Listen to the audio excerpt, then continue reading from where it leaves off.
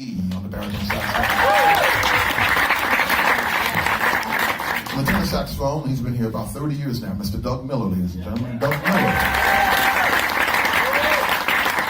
On lead alto saxophone and flute, David Glasser. David Glasser. On alto saxophone and flute, also Mr. Sean Wallace. Sean Wallace. On tenor saxophone, Doug Lawrence. Doug Lawrence. On the bass trombone, Alvin Walker on the bass trombone. Once again, Mark Williams on the trombone, ladies and gentlemen. Mark Williams. On the lead trombone, David Kine. Dave Kine on the lead trombone. And this next gentleman on the trombone. Yeah. I attended North Texas State University in 1972.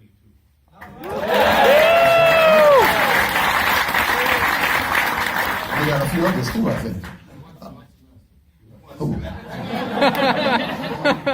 Oh, Doug Lawrence. Went to North Texas State too as well? One semester. Okay. All right. And this next gentleman on the trombone, Clarence Banks, has been here for 34 years now. Clarence Banks on the trombone. On the trumpet, Marcus Carroll back there on the trumpet, Marcus Carroll. Once more, Andre Rice on the trumpet. Andre. And another one of your former students on lead trumpet, Frank Green, back there on the trumpet. Sean Edmonds on the trumpet. Sean Edmonds on the trumpet. On the drums, one of our newer members, he's been here a couple of years now, Mr. Robert Boone on the drums. Robert Boone. And the young lady you'll hear from in just a little bit, she was the last vocalist that Mr. Basie hired. Miss Carmen Bradford, you'll hear from her in just a little bit. On the bass, Trevor Ware on the bass. Trevor Ware. And sitting in the guitar chair of the church that Freddie Green sat in for 50 years and revolutionized rhythm guitar. And this gentleman has been with us over 20 years now. From Kansas City on the guitar, Mr. Will Matthews. Will Matthews. And on piano from Oakland, California, Mr. Glenn Pearson. Glenn Pearson. So what we'd like to do before we play another one, does anybody have any questions from that first number or any questions in general? We can also we can do questions as we play. So don't be afraid to ask anything at all. Anybody up here, anything you want to know? Yeah. How do you maintain the tradition but also keep it fresh? How do you maintain tradition and keep it fresh? Well, the first thing about maintaining it, to me, that's extremely important. And you just have to listen to the music, man. You got to have all of the records. You just can't have 2 or 3. You got to have all of them. Like sometimes I'll be doing an interview and people always ask me, and they'll focus on a certain era of the orchestra, like 1938, jumping into Woodside. They want to talk about that for 2 hours. And they forget Basie kept playing until 1984, and the orchestra's still going. So for me, every single year is important. Every single decade is important. Every single era is important. All of it is, because we're a combination of all of that. We're not a combination of just 1938, 1945, 1965. This is a combination of 84 years. So we all have to understand that. So sometimes nowadays, luckily most of the recorded, most of the music of the orchestra is easily found, iTunes or, whatever you want to find it. And we'll just sometimes refer to that. But we're always looking. And the one thing I love about going to Japan, in Japan, they have records that we can't even get in the States. So the band, we were playing with Blue Note a couple of years ago, and these gentlemen bought me a grocery bag full of recordings that none of them were available in the States. I couldn't believe it. Because the Japanese company had bought up one of the American companies or something, and they had this record called Not Now, I'll Tell You When, a basic record. Never, with Old Man River on it and all that stuff. So I'm always looking for old stuff, for everything that we can find. And we just have to be familiar with it. You have to be familiar with what happened, because if you don't, then you won't have a chance to be fresh. Like our new record, all about that Basie, when you put that on, you can tell we have our foot firmly in the tradition, man, firmly in it. But we're doing some new stuff too. We're doing Earth, Wind & Fire, we're doing Stevie Wonder, and you can still hear the Basie influence in that. And I think, and I have another couple of guys answer this question, but I think it's because we pay so much close attention to detail when it comes to what we do. Anybody else want to answer that? Well, for me, I had the opportunity, honor to play with a lot of people this band. Frank West's big band in New York, Buck Clayton's big band, Frank Foster's big band.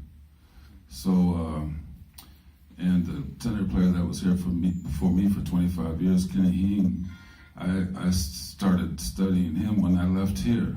I went to Vegas and on a gig and met Kenny Hing and met Eddie Lockjaw Davis, who told me that I needed to get to New York as soon as possible. So for me, I was studying Basie music since I was about 14. And then I started meeting all these guys and playing in their bands before I got in this band. So when it was time for me to come into this band, I was ready. I had been listening to it all my life and playing in all these guys' other bands and playing with some of the great players, Snooky Young and Marshall Royal. So for me, it was kind of like finally getting home, you know, like climbing Mount Everest, and I finally got there, you know. And I've been here for over 20 years. And it's been the thrill of my life, really. I just want to respond to the general sentiment of the question. There's a thought that if we spend a lot of time studying the tradition, that we'll get stuck in the tradition and we won't be able to progress. But the truth is that you don't know if what it is that you're doing is actually new unless you've actually studied what's come before you. Otherwise, you could actually be recreating the wheel, right? So it already exists somewhere. You didn't know about it. You thought you came up with something new, but you've just done the same work that's already been done. So you don't want to get stuck with that. So it's important to study the tradition so that you know what it is that you're doing is actually something new and something different, you know.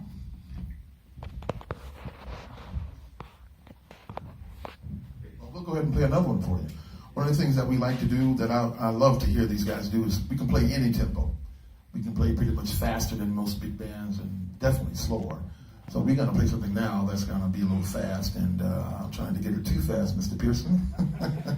And this is a composition composed and arranged by Neil Hefti, and it's basically dedicated to the city where Mr. Basie was born. Does anyone know the city Mr. Basie was born in? There we go, Red Bank, New Jersey. This is called The Kid from Red Bank.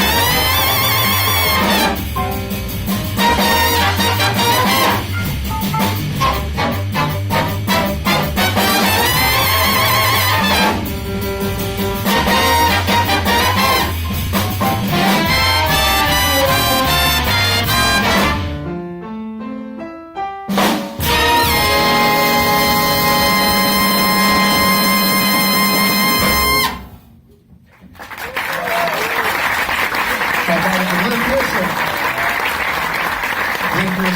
Now, any questions about